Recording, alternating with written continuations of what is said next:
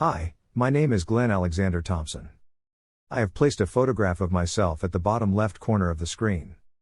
I'm quite confident that this is the most significant YouTube video you will ever see. The primary subject of this video is corruption within the civil so-called justice system and courts of Victoria, Australia, and probably the whole of Australia. As you can tell from its title, this video is also about crooked science and crooked banks. In addition, as hinted by the title, I also provide a new and original, never before even intimated, let alone published, world-class hypothesis of mine regarding Earth's in fact robust and stable climate. I also provide my world's first and only definitive definition and explanation of time that absolutely falsifies Einstein's theory of relativity.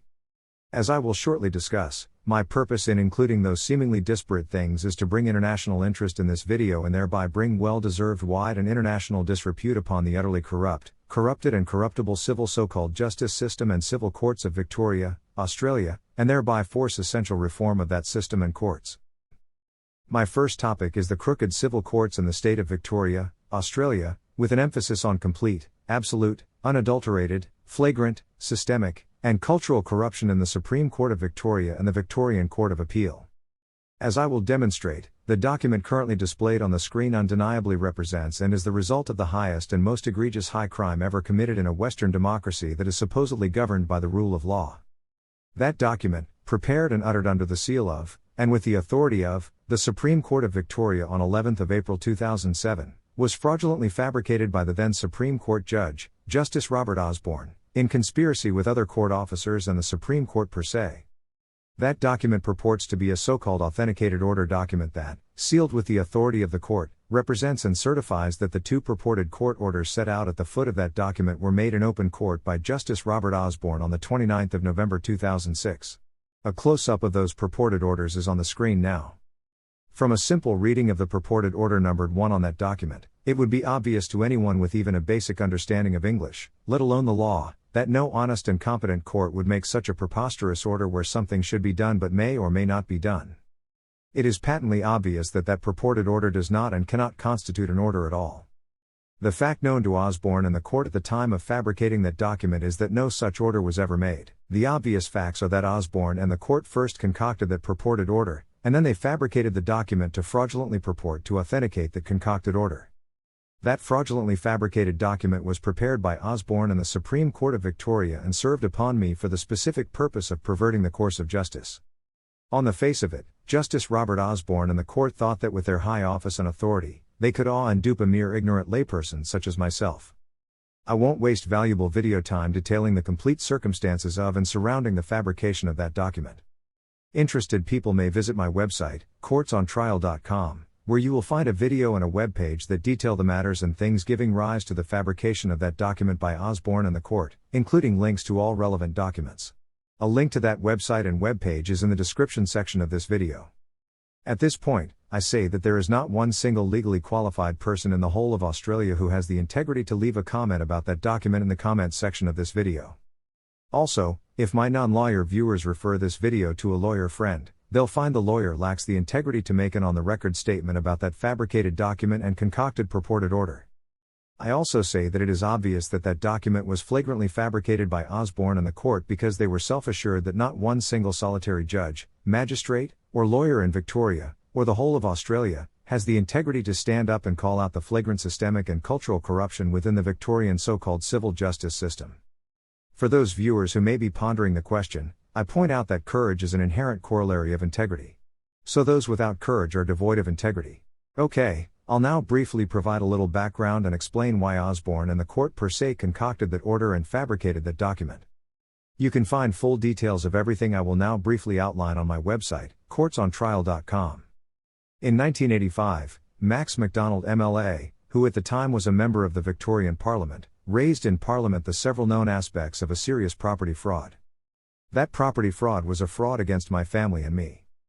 By their predecessors, Macedon Ranges Shire Council and Caliban Water, and their then solicitors Palmer Stevens and Rennick, and a timeshare company and its directors were the primary perpetrators of that fraud. The timeshare company needed to acquire my family's land, and the fraud described in Parliament was contrived to prevent my family from selling its land to anyone other than the timeshare company. With that fraud in place, the The timeshare company tried to acquire my family's land at less than half of its open market value. The now ANZ Bank, via a subsidiary, and Westpac Bank, directly and via its subsidiaries, were each fraudulently involved in broader aspects of that fraud. Since 1985, relating to that fraud, there have been 21 principal court proceedings and innumerable primary and interlocutory hearings. 100% of those proceedings were characterized by my opponent's lawyers literally and flagrantly using the courts as tools of fraud with fabricated cases, fabricated documents and concealed documents. In 1987 and 1988, in two separate proceedings, with the complete knowledge and consent of its executive, an ANZ subsidiary and its then solicitor, John Norman Price, literally committed fraud upon the court by bringing or being party to two flagrantly fabricated cases.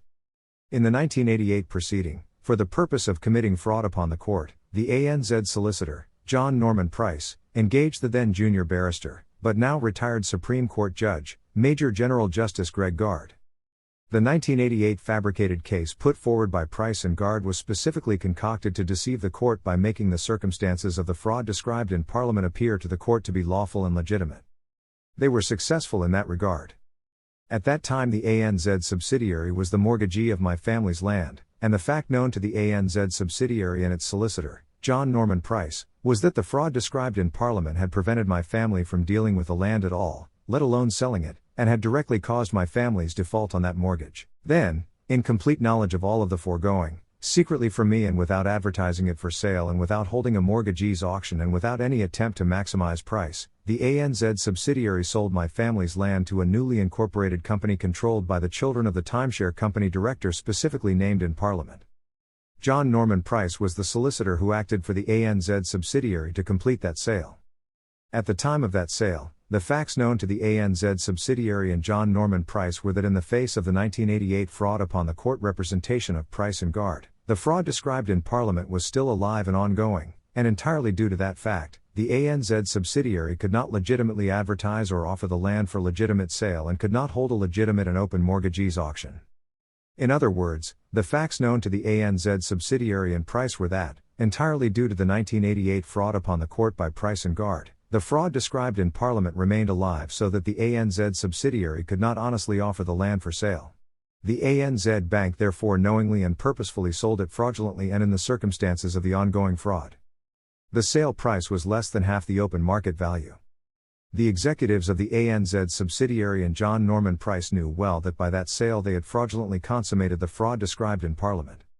If Price and Gard had not committed fraud upon the court in 1988, the great probability is that the fraud described in Parliament would have been at an end in 1988, and my family and I would not have suffered the debilitating and extensive loss and damage that did subsequently occur. I did not learn of that fraudulent sale until January 1992. At that time, upon complaint from me, the then deputy chairman of the ANZ Group, Will Bailey, undertook to have senior colleagues investigate and answer to me. From at least that point the senior management of the ANZ Bank were aware of the fraudulent sale of the land. Fast forward to 2006, following several intervening court proceedings. In 2006, my family's losses due to the fraud described in Parliament were the subject of a Supreme Court proceeding heard by Justice Robert Osborne. In that proceeding I alleged and abundantly evinced that in 2005 each of the then barristers, but now retired judges, Justice John Middleton and Justice Greg Gard, and the then barrister, but now incumbent Supreme Court Judge, Justice Jim Delaney, had brought overtly fabricated cases and that Gard and Delaney had repeated their respective 2005 fabrications in the hearing before Osborne. I also alleged and provided evidence that John Norman Price and Gard had deceived the 1988 court, and I further alleged that had they not done so, it is highly likely that my family's subsequent losses would not have occurred and that the hearing before Osborne would not be taking place. After I made my allegations, the stench of Osborne's bile permeated the courtroom as he vomited his words at me and adopted the role of advocate for each of Gard and Delaney's clients, the Council and Water Authority. Then towards the close of that proceeding, prompted by Osborne, Gard made fabricated submissions to Osborne that were contrived by both Osborne and Gard to make the circumstances of the fraud described in Parliament appear lawful and legitimate. During that charade, choreographed by Osborne, at page 197 of the transcript of the 1st of November 2006, Gard exactly repeated to Osborne a substantive, palpably false, portion of his 1988 fraud upon the court written submission. With obvious rage, Osborne biliously refused to hear and contradicted my submissions in opposition to Gard. Osborne then adjourned the proceeding. At that point, in my heart, I thought it highly probable that Osborne would somehow concoct reasons to find against me. Osborne reconvened the court for judgment on 29 November 2006. On that day I was delayed en route and had my Melbourne agent attend to offer my apologies. Because I was not in attendance, Osborne handed down his reasons for judgment and made no orders other than adjourning the court for further hearing until 7 December 2006. Because of that fortuitous en route delay, I had 6 days to digest Osborne's concoctions before he made his orders. Of present pertinence, Osborne very purposefully fabricated his purported reasons to make the circumstances of the fraud described in Parliament appear lawful and legitimate and to thereby falsify my specific allegations that John Norman Price and Guard had deceived the 1988 court and also falsify the specific allegation in my statement of claim that in the circumstances of the fraud, the ANZ subsidiary, Asonda, sold the land to a company controlled by relatives of Buchanan, the timeshare company director specifically named in Parliament. On the 7th December I handed Osborne a written submission that was in fact a set of allegations to the effect that he was a fraudster and every substantive paragraph of his purported reasons was in the face of the facts and the law and that I would appeal his orders. Osborne then made his orders on the 7th of December 2006. I filed my notice of appeal on the 21st of December 2006, which, under the court rules, was the last possible day after the date that the orders appealed from were made. In genteel terms, with sufficient particularity, my notice of appeal unmistakably alleged that Osborne had fabricated his purported reasons for judgment, and Guard and Delaney and their respective junior barristers and instructing solicitors were well aware that Osborne had fabricated his purported reasons for the purpose of concealing and denying their specific misrepresentations to Osborne and to the 2005 court. Then on 11th of April 2007, in conspiracy with other court officers, Osborne and the Supreme Court per se, corruptly, and for the criminal purpose of perverting the course of justice, fabricated the purported authenticated order document that fraudulently represented that Osborne had made his substantive order on 29 November 2006. The specific perversion of justice was to fraudulently make it appear that my notice of appeal had been filed more than the allowed 14 days after the date of the orders appealed from and had therefore been invalidly filed and would not be heard by the Court of Appeal.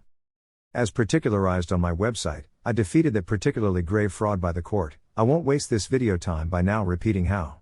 Okay, I now briefly discuss the conduct that led me to publish this extraordinary video on my new website that I will shortly refer to. Once again, full particulars of the following brief references may be found on my website, courtsontrial.com.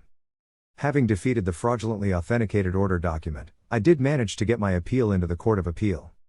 As sufficiently detailed on my website, in full knowledge of all of the foregoing and much more, each of the 6 Court of Appeal judges, Buchanan, Neve, Lansdowne, Mandy, Redlick, and Beach, fabricated purported reasons against me and made orders against me. In each case those reasons and orders were specifically intended by them to authoritatively deny and conceal all of the foregoing and much more. In the second to last of the appeal court hearings, in a written submission, I told the Court of Appeal that so long as individuals such as Guard can lie to them with impunity, then their court is a sham. I also told them that truth and fact were far more powerful than any orders of their sham court and that I had reserved the web domain name courtsontrial.com for the purpose of publicizing the conduct of the courts. I also told them that I had abandoned my appeal rather than have them order that I pay even more money to the likes of Guard. I first published my website in 2010. Then at least 2 Victorian Superior Court judges, perhaps including the then Chief Justice herself, and 2 consecutive Victorian Attorneys General and their less than honest lackeys in the Victorian Department of Justice embarked on a deceitful and corrupt campaign to censor the web and have both my website and my YouTube videos removed from the web and thereby conceal the court-based corruption from the people of Victoria, Australia, and the world. Full details of that conduct are set out on my webpage entitled Censor and elsewhere on my website. Because they were acting fraudulently, I found it quite easy to overcome their futile attempts to censor the web and silence me. In addition, as particularized on my website, over the past several years, on several occasions, I have placed unequivocal evidence of the corruption squarely before each and every Supreme Court and Court of Appeal judge and all of approximately 1,800 Victorian barristers with a publicly available email address. Each and every one of them has chosen to walk past the corruption placed squarely before them. Okay, now I will discuss exactly how I believe that I can force acknowledgement of the court-based corruption and force essential reform of at least the Victorian sham civil justice system and courts and probably of all of Australia. On the top of the screen, from left to right, are the Chief Justice of Victoria, the President of the Court of Appeal, the Chief Magistrate of Victoria and the current, December 2025, Attorney General of Victoria. Below them is a picture of the present members of the Board of Directors of the ANZ Bank. At this point I must say that I have no knowledge of any adverse thing in relation to any one of the people shown on screen, and I do not say or imply any adverse thing about any one of them. I further say that it may be that the Chief Justice and the others will be pleased that I have pointed out corruption that was hitherto unknown to and unsuspected by them. Shortly after I publish this video on YouTube, I will send an email to each person on the top row and an email to the CEO of the ANZ Bank for forwarding to each of the ANZ directors. I will publish copies of those emails and all future correspondence on my new website, glennthompson.au. The new website will focus on the various topics related to this video and its content. Those emails will advise them of the publication of this video and the fact that they are depicted and that this part of the video is effectively an open and public video letter to each of them. So, first of all, I will publicly address both the Chief Justice and the President of the Court of Appeal. Your Honors, I refer each of you to the things set out in this video and in the entirety of my website, courtsontrial.com.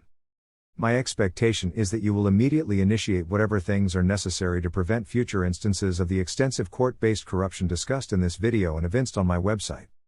My further expectation is that you will immediately initiate whatever is necessary to prosecute Justice Robert Osborne, Justice John Middleton, Justice Greg Gard, and Justice Jim Delaney. I will settle for nothing less than the incarceration of Osborne and Gard. My further expectation is that you will use your powers to reverse the costs orders wrongfully made in the Court of Appeal by Justices Neve and Mandy and by Justices Redlick and Beach in order that each of Justices Greg Gard and Justice Jim Delaney and their then respective juniors and instructing solicitors compensate me tenfold plus default interest since I was wrongfully ordered to pay them. I estimate that will exceed about $10 million. I will address you further when I jointly address you and the ANZ directors. I now address the Chief Magistrate. Madam Chief Magistrate, since 1987 the Macedon Ranges Shire Council and their from time to time legal representatives have repeatedly and flagrantly used your courts as tools of fraud. I refer you to the video that is available on my website, entitled Macedon Ranges Shire Council, 40 Years of Overt Property and Rate Fraud. That video includes voice recordings of proceedings in the Magistrates' Court of Broadmeadows. That video includes evidence of fabrication of documents and false evidence by the Council Executive and shows a course of conduct that can only be explained by the barrister Richard A. Harris and his instructing solicitor Catherine Stiles coaching the witnesses and carefully fabricating exhibits. In addition, as you will see, it is not credible that the magistrate, Bernard Fitzgerald, held a reasoned belief as to his judgment. That matter involved the council purporting to levy rates on a number of literally non-existent properties and then falsifying rate records for the purpose of its claim in your courts. In that matter I will be looking to the Chief Justice to use his powers to overturn the orders and order a tenfold repayment of the monies, including costs, that I was wrongfully ordered to pay due to fraud upon the court by the council and its lawyers. I will now address the Attorney General. Madam Attorney General, I refer you to my webpage entitled Censor, which sets out full particulars of the courts and your predecessors' attempts to censor the web. I require you to state the wrongfulness of those attempts and I require your department to compensate my then internet content host for the losses and stress occasioned by your department's misconduct. I require you to name the at least 2 Supreme Court judges who conspired with the court security officer to intimidate my internet content host in wrongful attempts to have him censor the web by removing my website. I also require you to advise me exactly who caused YouTube to impose geo-blocking so that Australians could not view one of my videos setting out court-based corruption. You will find sufficient details on the homepage of my website. I now address the ANZ directors. Sirs and Madams, I refer you to my several letters to ANZ directors available from the menu on my website. I have not checked which of you present directors were directors at the times of those various letters. As you will see from those letters, your fellow directors at those various dates were well aware of the fact of the court-based fraudulent activity of the ANZ subsidiary and its solicitor John Norman Price and the fraudulent sale of my family's land. They were also well aware of the various other things set out in those letters. I won't regurgitate them now. They also refused to stand with me to authoritatively expose the court-based fraud of and flowing from the court-based fraud of the ANZ solicitor, John Norman Price. In relation to the forced fire sale of my home, detailed in those letters, I require the bank to immediately offer me compensation of some $2 to $3 million for that aspect of the loss and damage suffered by me at the hands of the ANZ Bank.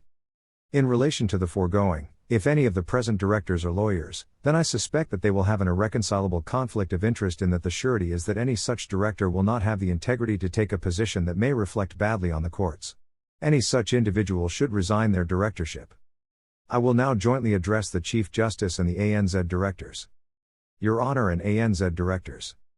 In the circumstances of the numerous instances where Macedon Ranges Shire Council, Caliban Water and the ANZ subsidiary flagrantly used the obviously known flaws in the so-called justice system to literally use the courts of instruments of fraud, I think it is proper to consider the courts as being party to the most substantive aspects of the wider fraud against my family and me. Although Westpac never used the courts for that purpose, it was Westpac that initiated the chain of corruption when it and its subsidiary did those things set out on my web pages entitled Crooks Part 1 and Part 2. And Westpac ANZ 20th of August 2015, and then as discussed in those pages, when I became part aware of those things, on behalf of Westpac Director the then Group General Manager, Mr. R.A. Robson absolutely misrepresented the facts known to him. In the near future, I will set out these things in succinct form on my new website, glennthompson.au. After I do that, amongst other compensation, I will be seeking $10 million in compensation for each of my children who suffered extreme emotional and other deprivation during their entire childhoods as a consequence of a non-stop chain of fraud and corruption that extends from 1983 until the present day, and which wrongfully preoccupied me as my family lost its business, its family home and other properties, and necessarily dealt with incessant court proceedings. My entire family was forced to endure what in all probability is the most extensive and continuous chain of fraud and corruption in the history of Australia, if not the entire Western world. The final thing I have to say in this portion of this video is that the total compensation I seek, including that for my children and my long-suffering ex-wife, is a total of about $60 million. I will shortly go on to discuss the more interesting things, but before doing so I wish to point out an interesting nexus or correlation between corrupt courts and corrupt science. In the case of corrupt courts, opposing crooked barristers each put completely fabricated cases to a court, and one or the other of them gets a judgment in their favor, and then both crooked barristers and the broader legal industry delude themselves and the opposing litigants and the entire population and represent that justice was done and the judgment received was lawful. Well, it appears to me that a complete scientific analogy is when crooked or deluded scientists concoct a deceptive mathematical formula. They and the broader scientific industry delude themselves and the entire population and hold the, in fact, scientific fraud out to be science. Having said that, I now move on. I will begin with an outline of the first instance of scientific fraud. As you will know, Albert Einstein is world famous for his so-called theory of relativity. You will also know that Einstein's theory of relativity asserts and relies upon the proposition that time and space are interrelated, and together they constitute so-called space-time, where, according to Einstein, space is curved by matter, and time passes or flows at different rates for people and things that are moving or traveling in relation to one another.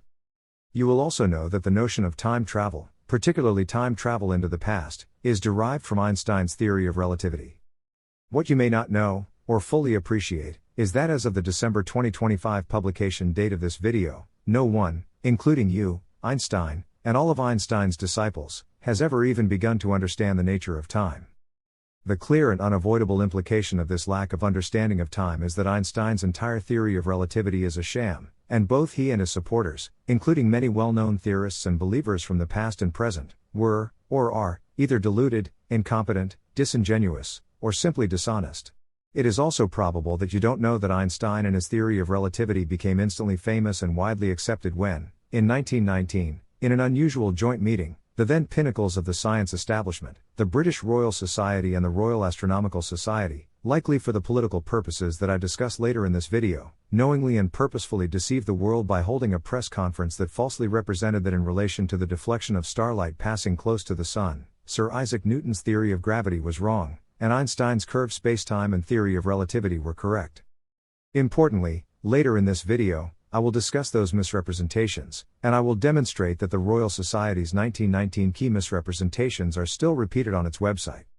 The obvious implication is that wide acceptance of Einstein's theory is the result of scientific fraud or delusion that has now affected and retarded physics for more than 100 years. I hasten to add that these things are not a reflection on Einstein the man. He appears to me to have been a seriously self-deluded person who was exploited by the Royal Society in 1919 and has been exploited by opportunists and the self-deluded in the scientific industry ever since. I will sufficiently particularize both the sham of Einstein's relativity and the fraud of the Royal Societies a bit later in this video. I will also provide the world's first and only definitive definition of time, and that definition will assign the theory of relativity to the realms of science, fantasy and fiction, where it always belonged. The second instance of scientific fraud discussed in this video is the incredible scam of carbon dioxide-induced global warming, or climate change, where it is said that radiative gases, such as carbon dioxide, trap surface radiant heat and thereby have a so-called greenhouse or warming effect on Earth's climate. Although Earth's so-called greenhouse effect has been hypothesized for well more than 100 years, the scam of carbon dioxide-induced global warming appears to me to have taken off beginning in 1985, when Professor Carl Sagan and others overtly misled American congressional committees that included the then-young Senator Al Gore. Thereafter, numerous opportunists, such as Al Gore, and a never-ending chain of political and activist rent-seeking opportunists, including leftist media organizations such as Australia's national broadcaster, the ABC, hopped on and exploited and promoted the scam. As I will abundantly and ineluctably show in this video, Earth does not have a so-called greenhouse effect, it instead has an easy-to-understand, very beneficial, benign, robust and stable atmospheric heat process that I will now sufficiently explain and which, for lack of a better name, I call the Thermos Effect. In brief, the Thermos Effect is as follows. As you well know, Earth's atmospheric gases are 99% oxygen and nitrogen. They are non-radiative gases that cannot and do not either absorb or emit radiant heat. They do, however, particularly in Earth's tropical to temperate latitudes, absorb daytime land and sea surface sensible heat and thereby cool Earth's land surface temperatures to well below what would be the case if Earth did not have an atmosphere. In cooling the Earth's surface, the non-radiative gases retain and trap the substantial heat that would otherwise be lost by radiation to the fourth power of that cooling extent.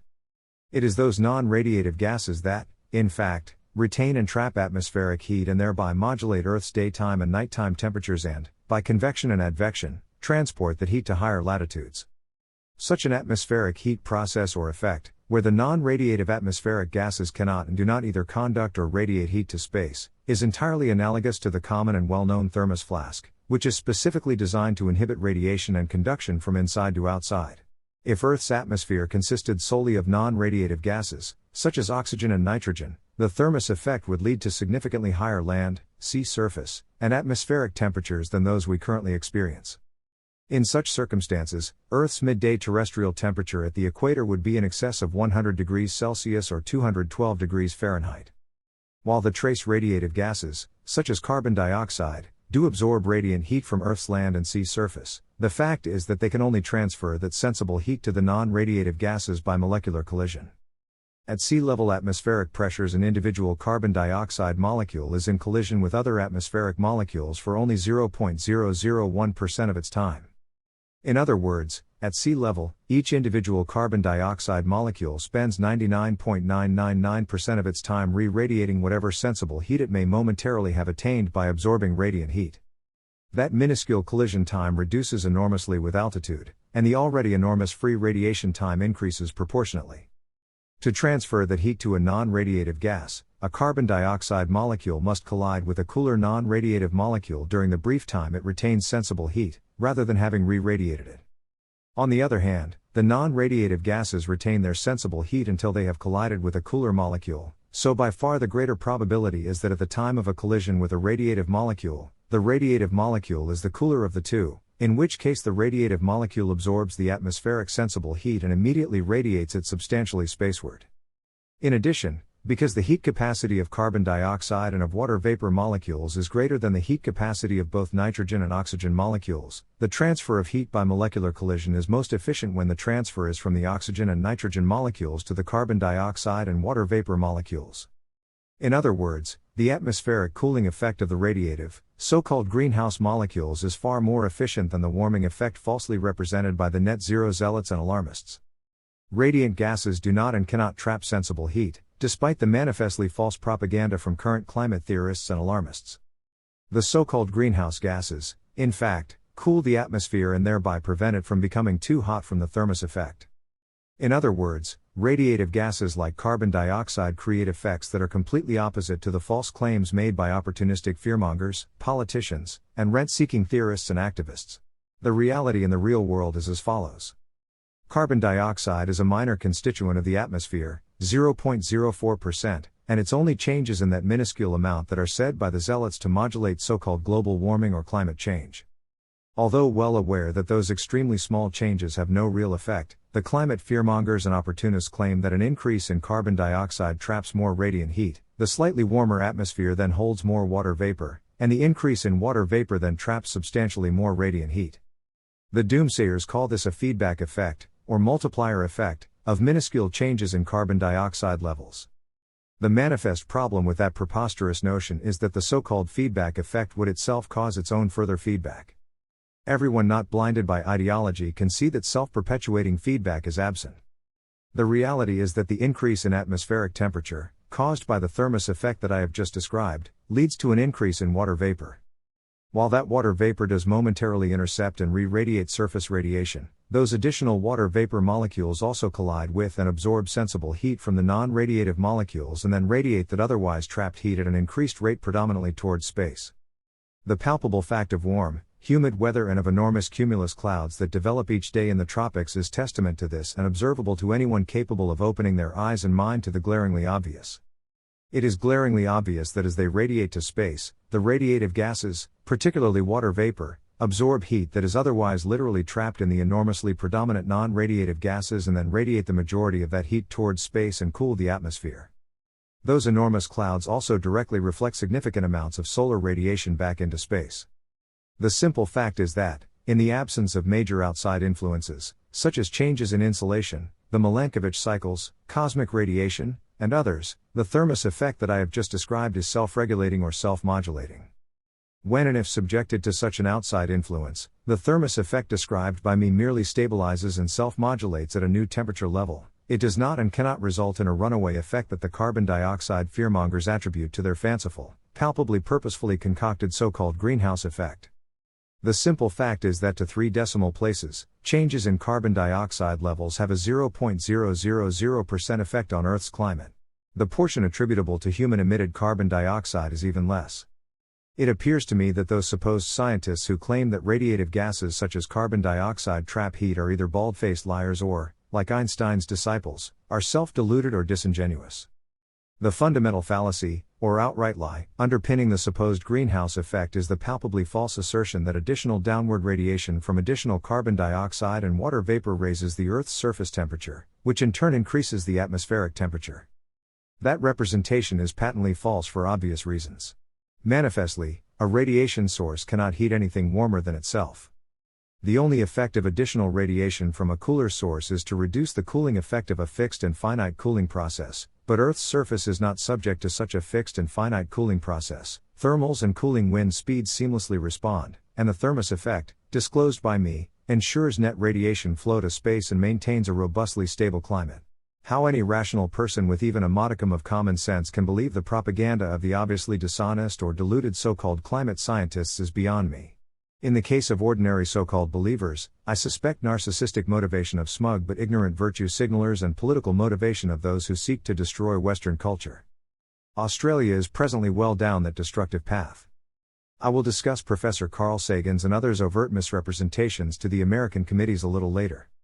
In passing, I point out that carbon dioxide is not a pollutant. It is essential for plant growth, and any reductions will lead to decreased crop yields and the return of currently greening areas to arid land. The ramifications are obvious. Humanity's, and the world's flora and fauna's, greatest existential threat is from the self-interest of the West's virtue signalers. They will become less virtuous when the fruit of their espoused values threatens the comfortable lifestyle that supports their present ego-satiating public pronouncements. Now, before I move on to other things, I'm going to make one important point. To all of those ideology-driven zealots and ignoramuses who scream net zero human emissions of carbon dioxide, you are, by unavoidable implication, in fact screaming for a net zero human-induced change in atmospheric water vapor. So at least be honest with yourselves, hang out signs and go to demonstrations that demand a net zero human-induced change in clouds. Okay, I'll now move on. A little bit later in this video I will demonstrate that Professor Carl Sagan absolutely deceived the American Congress Committee in respect of the so-called greenhouse effect, but first I will demonstrate that Einstein's theory became famous because of what I say to be scientific fraud for political purposes. The word time is the most commonly used noun in the English language, yet, to date, no one apart from myself, has an understanding of the nature and properties of time. While I have no doubt that all viewers of this video have an understanding of time sufficient for all aspects of day-to-day life, the incredible fact is that, to date, despite many thousands of attempts over thousands of years, all of history's philosophers, scientists and particularly physicists have not been able to provide a definitive definition of time, suitable for application to science and physics. In order to demonstrate this incredible fact, I will shortly play a few little clips from a YouTube video prepared by Don Lincoln, who is a physicist and staff scientist at America's Particle Accelerator, Fermilab. As you can see from the new scientist poster that is on the screen now, one of the task purposes of Fermilab and Don Lincoln is to solve the mystery of time, but they have not yet done so. The video clips that I am about to play are from a video entitled, "What is Time?" Okay, playing now. Time. Just what is time? It's relentless, passing whether we want it to or not. It's the most precious thing of all. We never have enough of it. It slips away like grains of sand, never to return. Poetic words aside, time is a real thing. It's the stage on which our lives unfold. It's the thing that transforms yesterday into tomorrow. It's at the core of all physics theories, and yet a full understanding of it remains elusive. Let's see what physics knows about time.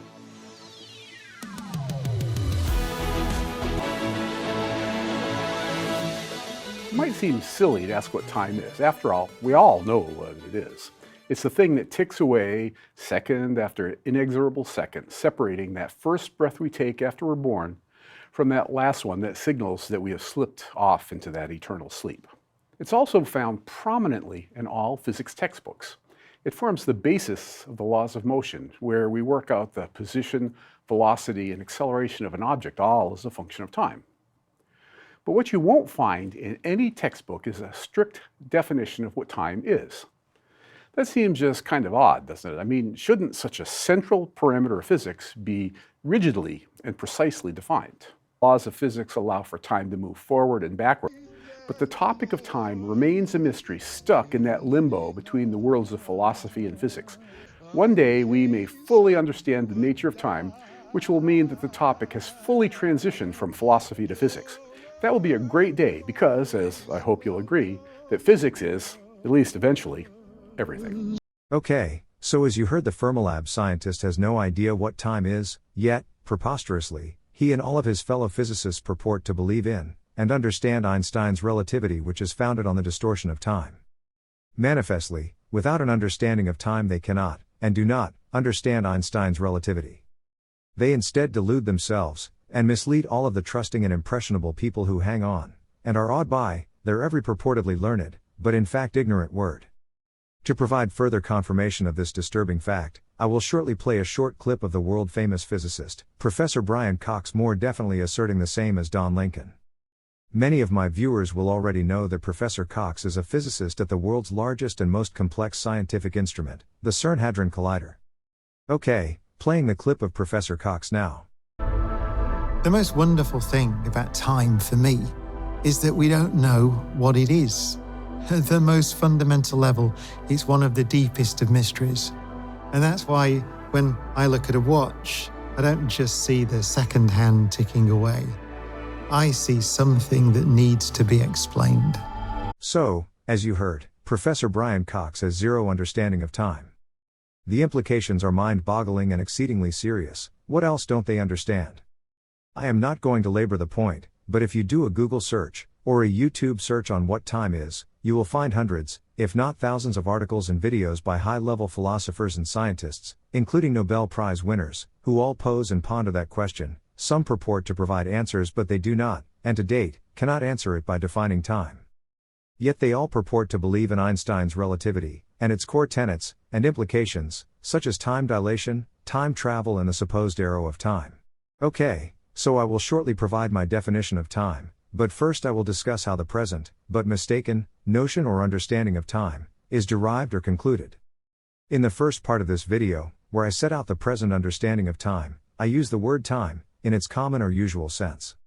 On the screen now is an animation of the solar system, with the Earth being the third rock from the Sun. As we all know, the only possible means of concluding or arriving at a notion of, let alone an understanding of time, is by being cognizant of passing of events. Fairly obviously, humanity's most significant events are the regular passing of sunlight and darkness. As early as 300 years BC, it was theorized that the Earth orbits the Sun, but thanks to Copernicus in the 16th century, we now know that daylight and darkness occur because the Earth orbits the Sun, and while doing so it rotates on its own polar axis. So, the unit or amount or length of elapsed time for the Earth to rotate once on its axis is assigned the name or designation, one day. However, the only possible means of observing or perceiving Earth's axial rotation is to observe the relative or apparent motion of a faraway star around the Earth and to separately observe the apparent or relative rotation of the Sun around the Earth. Those observations gave rise to two types of days, namely a sidereal day and a solar day. A sidereal day is the elapsed time taken for one axial rotation of the Earth in relation to a particular faraway star. A solar day is the elapsed time for the Earth to complete one axial rotation in relation to the Sun. An excellent graphic portrayal of those two relative motions, and types, and lengths, of days is demonstrated by the animation that is on the screen now. As demonstrated by that animation, because, from a northern perspective, the Earth orbits the Sun in an anticlockwise direction, and rotates on its axis in an anticlockwise direction, a solar day is a few minutes longer than a sidereal day. It is the solar day that, by convention, is arbitrarily divided into 24 hours, and each hour is divided into 60 minutes, and each minute into 60 seconds of elapsed time. So, the present understanding of time is, that it is a real, but not understood thing, that exists, and is consumed or used, or passes, while it permits, or limits, events to occur sequentially, and progressively, as they pass through time. Up until 1919, time was thought to be rigid and universal, but since Einstein became instantly famous in November 1919, time is said to be malleable, and perceived, and experienced differently by different observers, according to their relative motion. Fermilab's Don Lincoln does a good job of explaining the present understanding of time, so I will now play a further little clip. It might be said that the origins of our formal understanding of time can be found in the writings of Isaac Newton. He believed in absolute time, which exists independent of any observer and progresses at a constant pace everywhere throughout the universe. An hour on Earth is the same as an hour in the Andromeda Galaxy, and our now is the same now experienced by our Andromedan neighbor. This very intuitive understanding was overthrown in 1905 by that other giant of science, Albert Einstein. He showed that time is relative, that different observers, ones that are moving compared to one another, experience time differently. This is the basis of the time dilation that you hear about that might make interstellar travel possible. I made several videos on that topic, and I don't want to revisit any of them here. The topic is kind of complicated. The links can be found in this video's description. Okay, so you heard Don Lincoln's explanation of the present understanding of time, and that the present understanding includes the distortion of time, referred to as time dilation. So, I think it's relevant that you understand how Einstein purportedly concluded the notion of time dilation or slowing down of time. For that understanding, I will shortly play a further video clip of the physicist, Professor Brian Cox, explaining how Einstein imagined a so-called light clock and concluded time dilation or slowing down of time.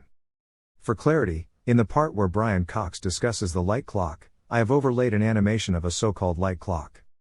While watching this clip, bear in mind that in relation to science and physics, Professor Cox has no idea what time is.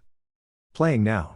Here's Albert Einstein. Einstein was a genius because he thought very simply, often in pictures, about how the world works. And what fascinated him back in the early 20th century, so in 1905 or so, was a result from a Scottish physicist called James Clerk Maxwell, who predicted, although he didn't know it really at the time, but he predicted that light travels at the same speed no matter how you look at it. Einstein was the first person to take that genuinely seriously and say, what does it imply? What happens if I say nature does work like that? So no matter how I move relative to you, we all agree on the speed of light.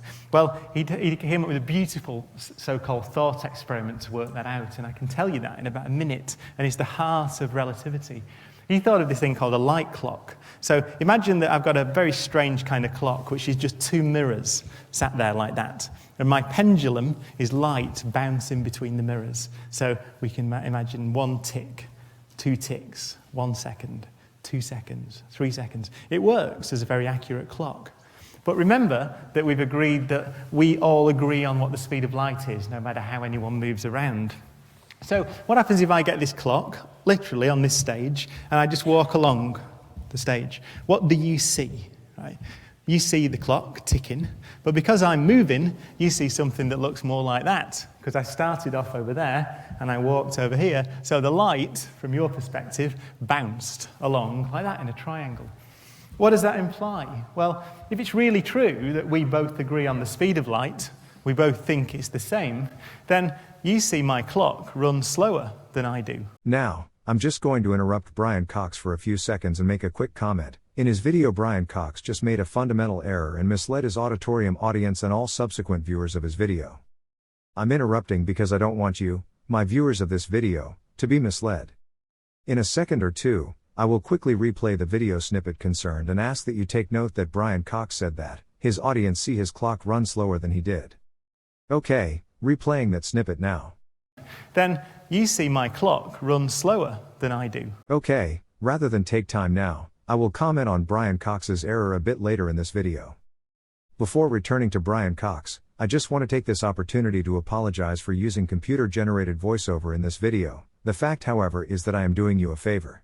I'm not a flash and sophisticated communicator like Don Lincoln and Brian Cox. I speak quite slowly with an Australian drawl, and this video would be 3 times longer if I narrated this video. Okay, so now back to Brian Cox. Then you see my clock run slower than I do. Why? Because the light had to travel further to make one tick than it did when it was standing still. So that's a prediction. It's a very strange prediction. It says that moving clocks run slow. So, in a nutshell, Einstein's supposed thought experiment relies on several propositions. Firstly, that clocks measure time local to them. Secondly, that the photon in a photon clock would be accelerated by the relative motion of the train or spaceship that it was in. Thirdly, that to a train or spaceship passenger the accelerated photon would appear to go in a straight line between the mirrors. Fourthly, that to an outside observer the accelerated photon would trace a long zigzag path between the mirrors, and therefore, being limited by the speed of light, would take more time between successive reflections than if it was stationary relative to that outside observer. Fifthly, to an outside observer, the traveling light clock is measuring dilated local time within the train or spaceship. Sixthly, in relation to an outside observer, that the train or spaceship, and the passengers are subject to dilated time but they are unaware of it. So, that sixth proposition brings me back to Brian Cox's error that I alluded to a bit earlier. You will recollect that Brian Cox said that his auditorium observers saw his clock run slower than he did. Brian Cox's obvious error was that both he and his observers were watching the same photon, so, obviously they each saw the reflections occurring at the same rate. The correct but preposterous, Einsteinian delusion is, that his auditorium observers perceived his light clock running slower while he did not have that perception. That brings me to an obvious fallacy of nonsense circular reasoning in respect of Einstein's supposed thought experiment. Brian Cox said that the clock was running slower because, while constrained by the speed of light, the photon in the traveling light clock had to travel a longer distance between successive reflection than when stationary. So, the Einsteinian circular reasoning is that on the one hand Einstein and his adherents assert that clocks measure local time, including local dilated time, while Einstein's supposed thought experiment asserts that time slows down because the traveling light clock ticks at a slower rate. I invite my viewers to try and make sense of that nonsense. I cannot. I ask you, my viewers, to wonder how it is possible that many thousands, perhaps millions of people, including generations of physicists, have learned of this light clock garbage and seemingly have not realized the nonsense that it is. Please leave a comment below if you can think of a reason. Okay, I will now make a few observations in respect to Einstein's supposedly beautiful thought experiment. Einstein's supposed thought experiment was conducted in respect to a very fast steam train. Assuming constant speed and direction of the train, an old grandfather clock in the train would keep time identically to any clock left at the train station. In relation to space travel, assume a rotating spaceship generating 1 g of artificial gravity at its circumference. In such a spaceship, no matter what enormous speed the rotating spaceship was traveling between stars or galaxies, a grandfather clock on its virtual floor would keep identical time as a similar clock left back on Earth. In addition, providing that an outside observer made adjustment for the increasing distance between the traveling grandfather clocks and the outside observer's location, the outside observer would observe that the traveling grandfather clocks ticked or marked off seconds of time at an identical rate as a similar clock at the observer's location. In other words, in such circumstances, an outside observer would not see the traveling clock measure supposed dilated time. Finally, in 1913, in a letter to a friend, Einstein said, "If the velocity of light is only a tiny bit dependent on the velocity of the light source, then my whole theory of relativity and gravitation is false." In relation to Einstein's own assertion, I point out, velocity is a vector quantity that includes both speed and direction, and Einstein's supposed thought experiment changed the velocity of the photon in his light clock. By his own words, Einstein completely falsified his own theory of relativity. As I will shortly show, Einstein's supposed thought experiment is utter nonsense, and I do not believe that the world's physicists are not aware of that palpable fact. Okay, so from the foregoing I simply do not believe that Einstein did perform, or was capable of performing, a meaningful, or rational, so-called thought experiment that gave rise to the Einsteinian circumstances now depicted on the screen. I propose that Einstein's thought process was as follows. To understand Einstein's thought process, it is first necessary to understand Einstein. From his various writings it is clear that Einstein imposed his perception or observation of a thing as being the reality or fact in respect of that thing. For example, in his discussion on so-called instantaneity, Einstein insists that a moving observer's time-separated observation of multiple instantaneous events is the observer's reality in respect of those multiple events, whereas, in my view, a reasonable moving observer could, and would, reason that the events occurred instantaneously at their occurrence location. Similarly, Einstein insists that there is no now for the entire universe, or for any separate location for that matter. Einstein founds that assertion on the fact that events in separate locations are not instantaneously communicated to distant observers, whereas a reasonable person would understand that notwithstanding that faraway events are not instantaneously communicated, there is a now in respect of the entire universe. Similarly, on my understanding, Einstein asserts length contraction of relatively moving things because, according to Einstein, a relatively moving observer cannot simultaneously establish the ends of a relatively moving thing, and any attempt to do so results in a shortened measurement, whereas a reasonable person would know that a thing's length does not vary because of some difficulty in measuring it. Similarly, Einstein observed the planetary orbits, and concluded, and asserts, the palpable nonsense that gravity arises because space is curved and things follow that curved space while orbiting or falling as the case may be. So, with Einstein's propensity to impose his perception of a thing as being the reality of that thing, I now turn to a discussion of Einstein's rationalization or explanation of the apparent fact that the speed of light appears constant to all observers no matter their respective relative speeds. In other words, and this is key, whereas speed is additive when two moving objects are approaching each other, for example two cars, each traveling at 50 miles per hour, have an approaching speed of 100 miles per hour. But, this is not the case with light. Because the speed of light appears constant to all observers, the speed of an observer approaching a light source cannot be, and is not, added to the speed of the incoming light. So, bearing that in mind, I think Einstein's thought process may have been as follows. Being faced with that apparent fact, and the simple fact that speed is a function of time and distance, and the fact that he could not vary the apparent speed of light, Einstein simply inferred or concluded that the time frames of the relatively moving observers must be relative and different from one another. Einstein then formulated his special theory of relativity around that key or central Einsteinian inference. Einstein published that theory in 1905. The English translation of the German title of the paper is On the Electrodynamics of Moving Bodies. The entire paper consists of what is essentially math magic or math fantasy that no reasonable person would even contemplate, let alone accept as gospel. However, the present topic of this discussion is time, so, in this video, I won't comment further on those other aspects. An example of Einstein's math magic or math fantasy is his time dilation equation that is on the screen now. That is pure fantasy for two reasons. Firstly, as I have already shown, neither Einstein or his adherents have even the beginning of an inkling of an idea as to what time is, so they cannot purport to manipulate it with mathematics, and they cannot purport to prove or show time dilation by the alleged behavior of pions or muons or GPS satellites or anything else. Secondly, when I shortly show my definitive definition of time, you will see that the mere notion of malleable time and time dilation is simply preposterous nonsense. Okay, so to continue with what I think Einstein's likely thought process was, on the screen now is an animation of a spaceship with several incoming light rays. I will discuss the implications of that animation shortly. In the face of its title, Einstein's special theory of relativity was not prompted by the relative movement or time frames of several observers. It was instead the consequence of an attempt by Einstein to explain the apparent fact that the speed of light is constant no matter the velocity of any single observer. Einstein found that he could not rationalize that apparent fact by reference to the relationship between a single moving observer and the apparent speed of light incoming from a single head on opposite direction, let alone from all directions. So, to form the basis of his special theory, Einstein introduced the relative movement between observers and their respective identical measurement of the speed of a single beam or ray of light coming square head-on in the direct opposite direction of movement of each observer. He then inferred a time disparity between relatively moving observers. The manifest problem with that is that all points on all things are subject to light coming from all possible directions in a hemisphere focused on each and every point. In other words, every point on a body is subject to light coming from an essentially infinite number of directions where only the trigonometric sign of the body's velocity is projected towards each point. So, each and every point on an Einsteinian moving body would need an infinite number of clocks and degrees or fractions of time dilation. I've attempted to provide the gist of that insurmountable problem with the animation that is presently on screen.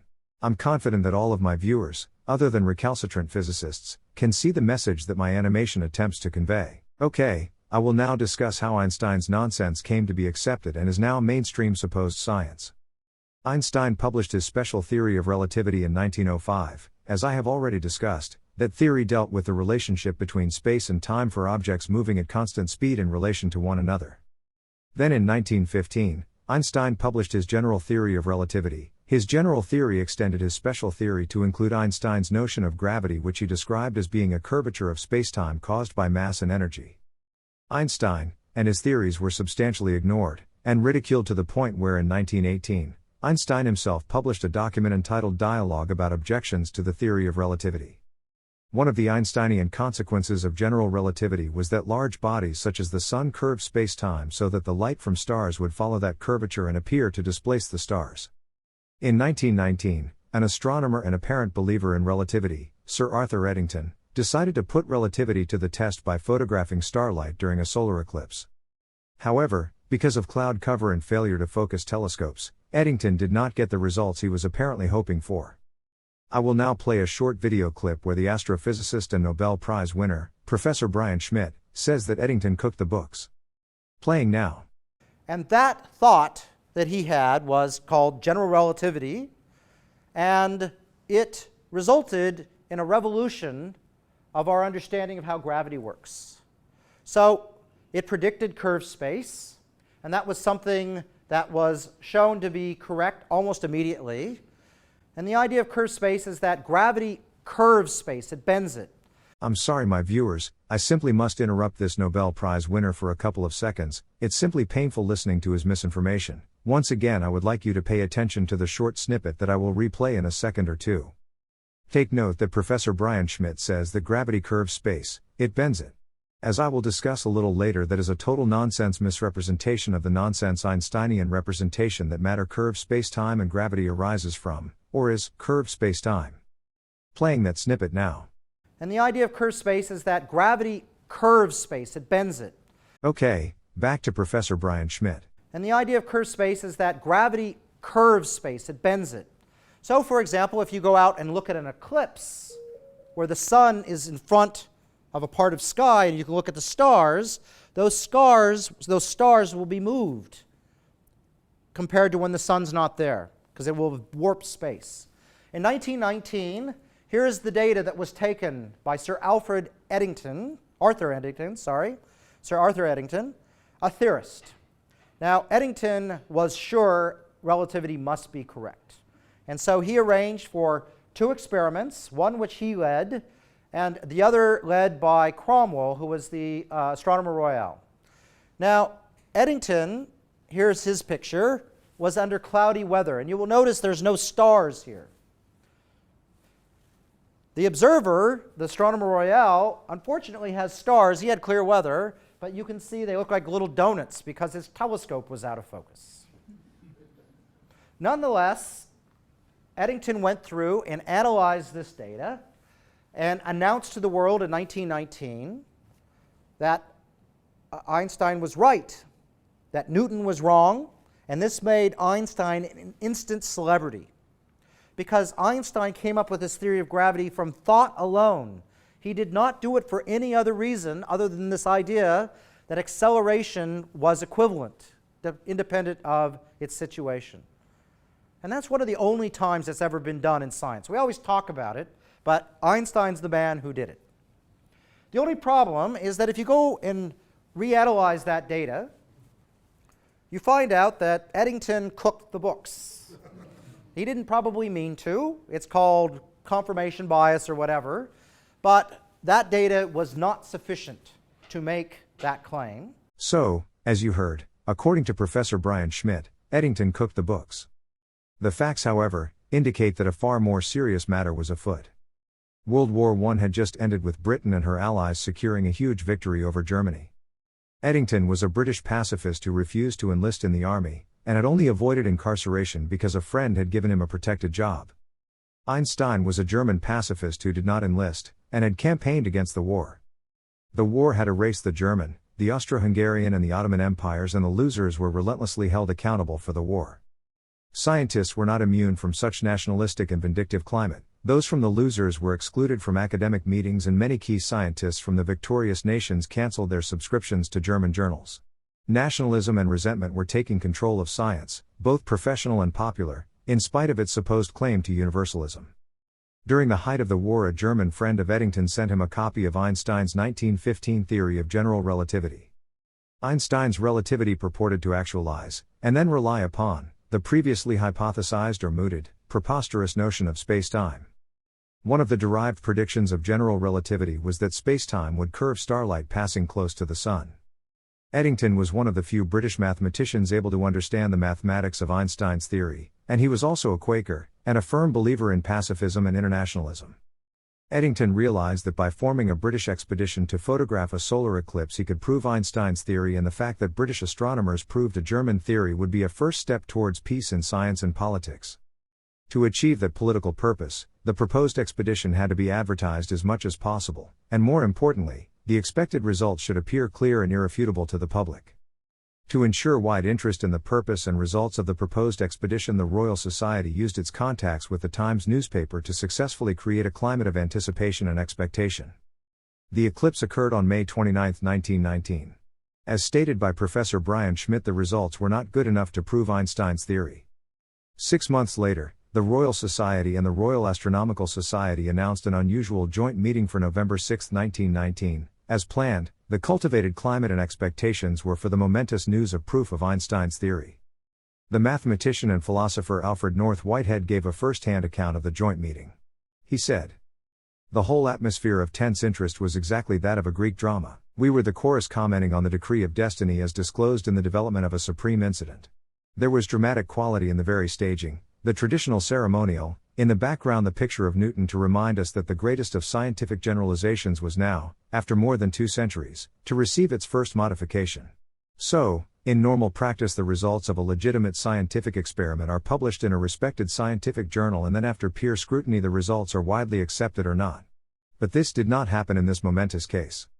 Instead, while knowing and intending that their pronouncement would get the well-planned worldwide attention, the Royal Society and the Royal Astronomical Society used their high authority to promote what they each knew to be, at best questionable results, to declare that Sir Isaac Newton's theory of gravity was wrong, and Einstein's was correct. That declaration was founded on the representation that Newton's theory predicted that the Sun would deflect starlight by 0.875 arcseconds of angle, whereas Einstein predicted that the starlight would be deflected by twice that amount or 1.75 arcseconds, and Eddington's cooked observation showed that Newton was wrong and Einstein correct. As I will shortly show, their declaration that Newton was wrong was a clear and seemingly purposeful misrepresentation of the facts well known to them, and that clear misrepresentation continues to this day on the Royal Society's website and in every supposed learned publication on the subject. As I will shortly show, Newton was not wrong, and they knew it. The Royal Society's misrepresentation of Newton was as follows. Sir Isaac Newton's seminal work, Philosophiae Naturalis Principia Mathematica, often called the Principia, was first published in 1687. This work is a cornerstone of modern science, outlining Newton's laws of motion and his law of universal gravitation. At that time Newton's theory of light, known as the corpuscular theory, proposed that light is composed of tiny, discrete particles of matter called corpuscles. Those particles of matter were thought to travel in straight lines at a finite speed and to interact with other matter through forces of attraction and repulsion, and were subject to the effect of Newtonian gravity. Newton never did calculate how much his light corpuscles would be deflected when passing close to the Sun. In 1801, 120 years after Newton published his great work, and 74 years after Newton's death, a German mathematician, Johann Georg von Zoltner, calculated the deflection of Newton's light corpuscles by Newton's universal gravity when passing close to the Sun. He published that work in 1804. Zoltner calculated the deflection of corpuscular light passing close to the Sun to be 0.875 arcseconds. It was that calculation that was used by the Royal Society when declaring that Newton was wrong. On the screen now is part of the English translation of Zoltner's 1801 paper. I have underlined the presently relevant part in red. As you can see, the first paragraph of Zoltner's paper specifies that his calculations were done in respect of the general properties and interactions of ponderable matter. The interacting ponderable matter being the matter of the Sun and the matter being the Newtonian light corpuscles. On the screen now, with an interposed Latin quotation, are the final two paragraphs of Zoltner's 1801 paper. Because of its present significance, I will read the second to last paragraph. Hopefully, no one finds it problematic that I treat a light ray almost as a ponderable body. That light rays possess all absolute properties of matter, can be seen in the phenomenon of aberration, which is only possible when light rays are really material. And furthermore, we cannot think of things that exist and act on our senses without having the properties of matter. So, it is abundantly clear that the Royal Society and the Royal Astronomical Society both knew well that Zoltner's calculations were done in respect of the deflection of ponderable matter being the Newtonian corpuscular starlight. It was not until about 1864 that James Clerk Maxwell concluded the presently understood electromagnetic nature of light. Einstein's deflection of light by his curved spacetime was in respect of the electromagnetic light. So, it cannot be said that Newton or Johann Georg von Zoltner were wrong in respect of either the deflection of corpuscular light or Newtonian gravity. Exceedingly significant is that Einstein's 1911 publication of his general theory calculated starlight deflection by his curved spacetime to be 0.875 arcseconds, which was identical to Zoltner's Newtonian calculation. Then, in his 1915 publication, Einstein exactly doubled that deflection to 1.75 arcseconds. Significantly, a recent paper published in the General Science Journal claims to have discovered an error in Zoltner's calculations, and when corrected those calculations exactly double Zoltner's result and show a deflection of 1.75 arcseconds, which is identical to Einstein's purported 1915 calculation. I merely note that a diligent and ambitious author such as Einstein would be remiss if he was not aware of Zoltner's work, and remiss if he had not reviewed it for errors. The Royal Society, and the Royal Astronomical Society, and Eddington were manifestly aware that Newtonian gravity could not be falsified by observations made in respect of electromagnetic light. In the foregoing circumstances, I suspect outright scientific fraud for political purpose. Okay, before I move on, I have one further thing to say about Einstein's fanciful cause of curvature of starlight. It is obvious that if light was curved by spacetime as asserted by Einstein, then the light on the inside radius of the curve must be traveling at a lower speed than the light on the outer radius. So, according to Einstein, because light is traveling at the speed of light, its time is dilated to zero. So, because light does always travel at the constant speed of light, the only possible Einsteinian conclusion is that the time of the light at the inside radius must be less dilated than the time of the light at the outer radius, so that, in Einsteinian time at least, it continues to travel at the speed of light. And all of this with Einstein and his disciples having no idea what time is. My personal view is that the only possible real-world conclusion is that electromagnetic light is refracted by the altitude-varying refractive index of the plasma that surrounds the Sun. But that would be another world first for this video. We shall see. In passing, I merely add that the same must be true in respect of the so-called Einsteinian lensing that is said to occur around the fanciful so-called black holes where, according to Einstein's disciples, time performs incredible acrobatics. The well-planned and executed execution of Newton and the wrongful aggrandizement of Einstein had the immediate intended effect. The Royal Society's press release meeting was held on November 6, 1919. The following day, Friday the 7th of November 1919, Einstein was a worldwide celebrity and there was no going back. The world's physicists became sudden converts and relativity was inculcated into every student. None of them can hold a reasoned and explainable belief in Einstein's relativity, so rather than logic and common sense they all smugly hold out the Einsteinian equations as proof. Okay, at the start of this video I said that I would show that the Royal Society's website continues to misrepresent Newton and the supposed results of the so-called eclipse experiment.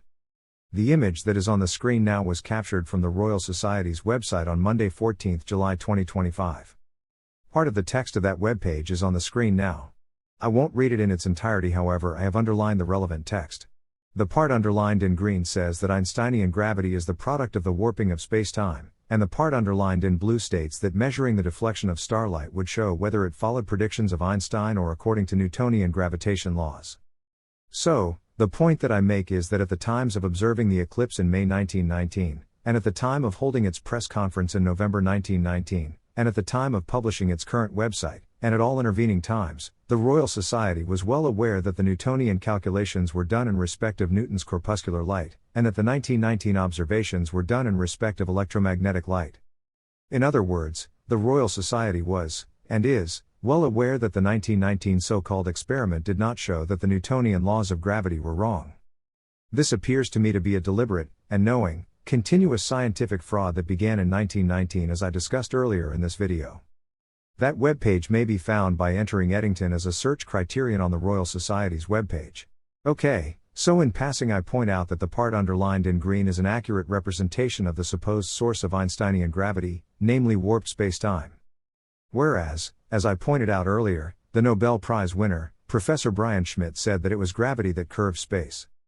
What I didn't point out at the time was that Professor Brian Schmidt misrepresented every single aspect of Einstein's relativity that he referred to. It is more than abundantly clear that Professor Schmidt does not care about, let alone have knowledge of or belief in Einstein's relativity, and it plays no part in his work as a Nobel Prize-winning astrophysicist and astronomer. It appears to me that Professor Schmidt carefully toes the party line that Einstein's garbage is gospel. By the way, it was Professor Schmidt's work that led to the present hypothesis of the accelerating expansion of the universe and the consequential hypothesis of so-called dark energy.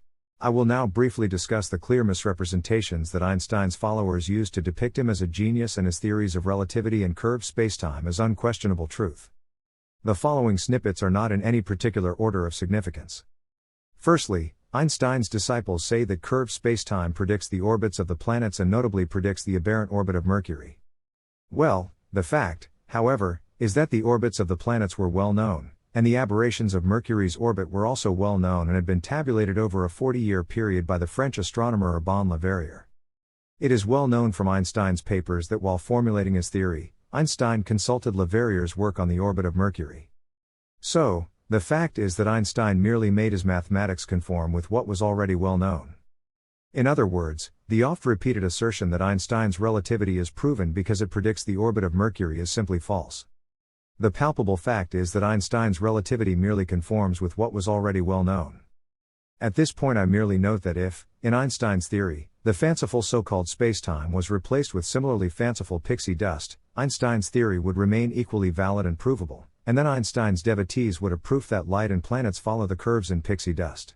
Next, I refer to Einstein's apparently happiest thought, specifically his so-called equivalence principle, which states that standing on the floor of an accelerating lift or rocket ship produces effects identical to those of a uniform gravitational field. All of Einstein's devotees rely on this further fantasy. The fact, of course, is that in this universe there is no such thing as a uniform gravitational field. Further to that, Einstein's supposed curved spacetime gravity does not provide or produce acceleration or real or apparent weight, so his devotees have invented numerous wondrous and fanciful supposed explanations. You can see these fanciful explanations by Googling or searching YouTube for what is gravity.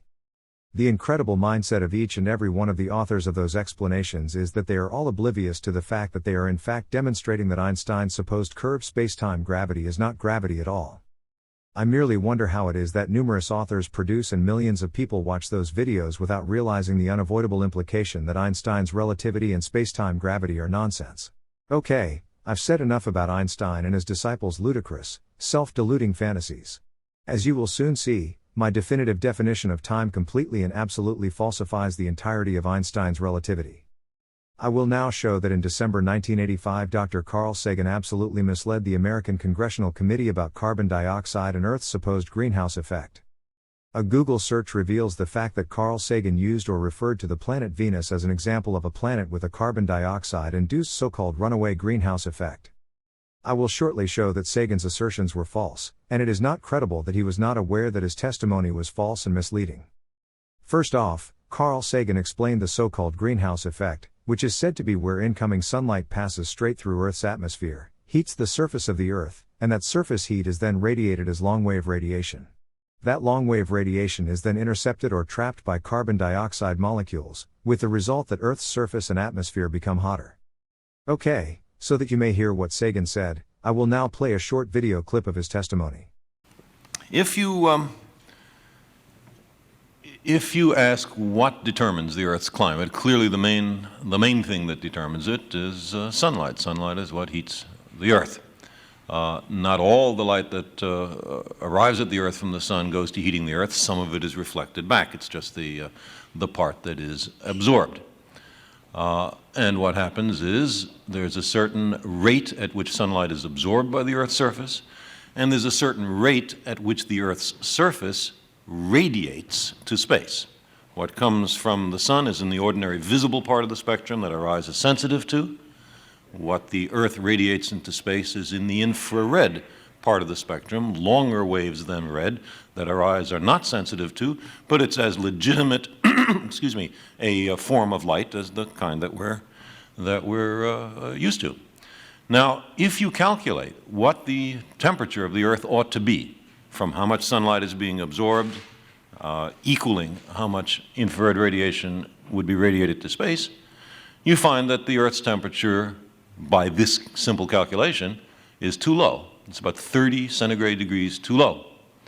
And why is it too low? It's too low because something was left out of the calculation. What was left out of the calculation? The greenhouse effect. The air between us is transparent, except in Los Angeles and places of that sort, in the ordinary visible part of the spectrum. We can see each other. But if our eyes were sensitive at, say, 15 microns in the infrared, we could not see each other. The air would be black between us, and that's because, in this case, carbon dioxide. Carbon dioxide is very strongly absorbing at 15 microns and other wavelengths in the infrared. Likewise, there are parts of the infrared spectrum where water vapor absorbs, where we could not see each other if we were only as far apart as we are in this room. If you add these infrared absorbing gases to a planet, then what happens is the sunlight comes in as before, but when the surface tries to radiate to space in the infrared, it is blocked, it is impeded by the absorbing gases. And so the surface temperature has to rise so that there is an equilibrium between what comes in and what goes out. So this is the greenhouse effect. It is a misnomer for more reasons than one. It's a misnomer in particular because that's not how the florist greenhouse works, but that's a very minor point. Sagan then asserts that there is a delicate balance of Earth's so-called greenhouse gases. I'd like to stress that the greenhouse effect makes life on Earth possible. If there were not a greenhouse effect, the temperature would, as I say, be 30 centigrade degrees or so colder, and that's well below the freezing point of water everywhere on the planet. The oceans would be solid after a while.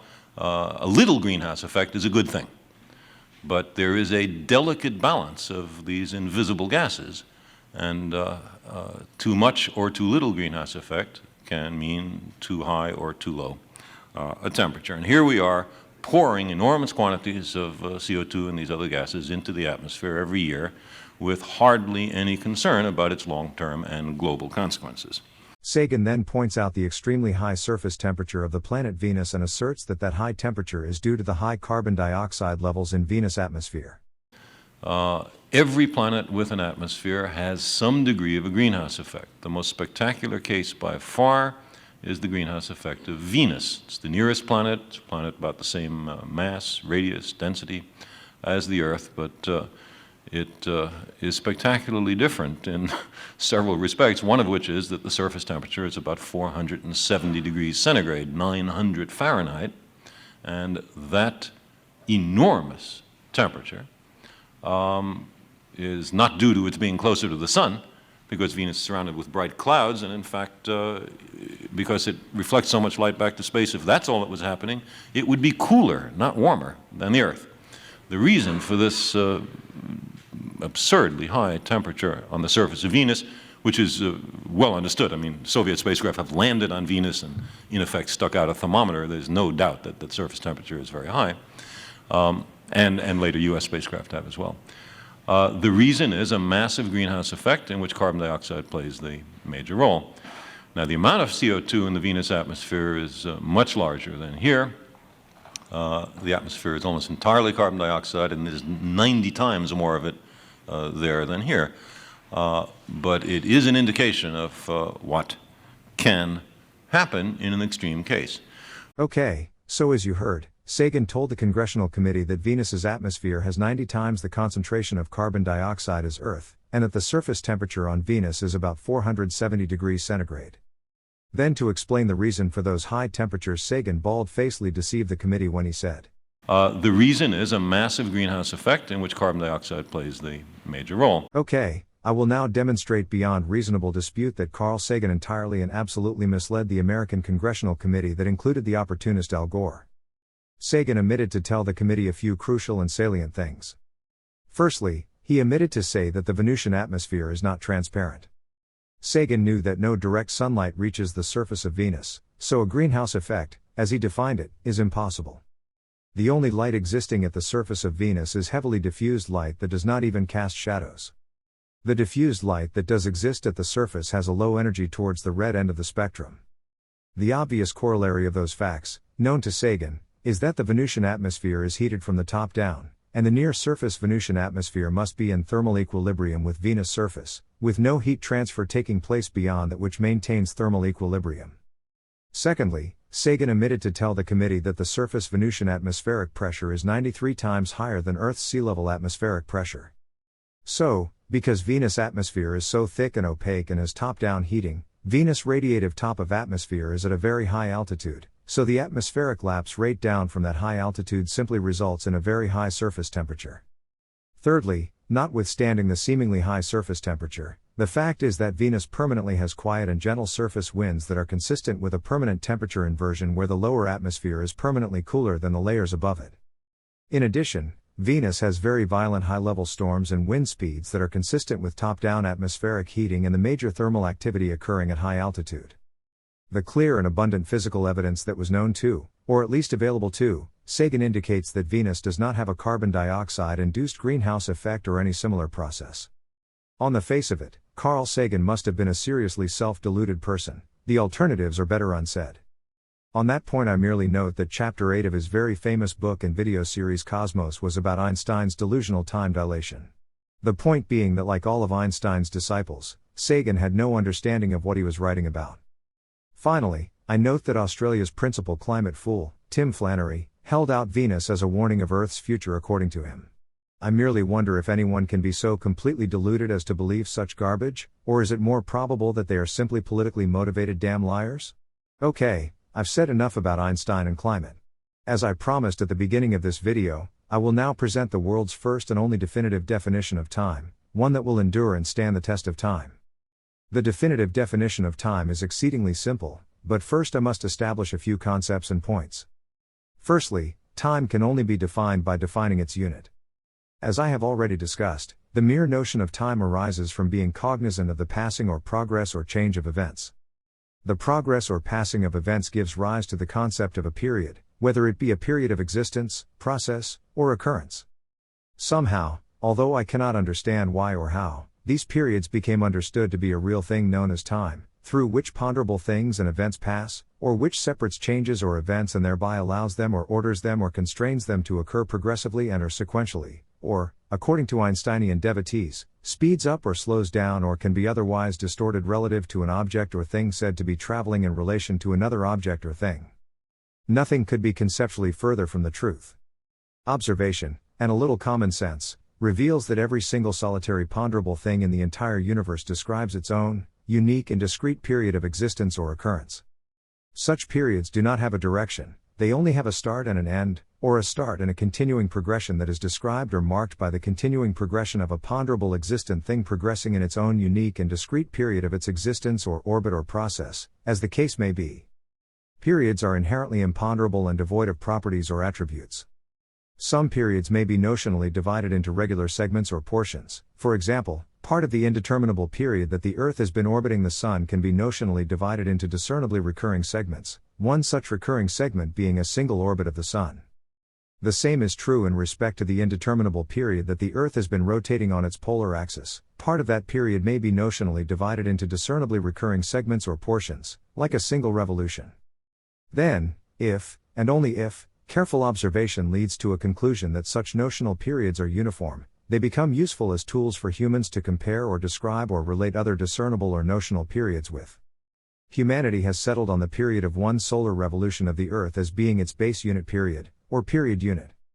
That base unit period has a direct proportional, but not dependent or interdependent, relationship to every other ponderable, perceivable, or notional period in the entire universe. This relationship exists regardless of humanity's awareness of any particular other period.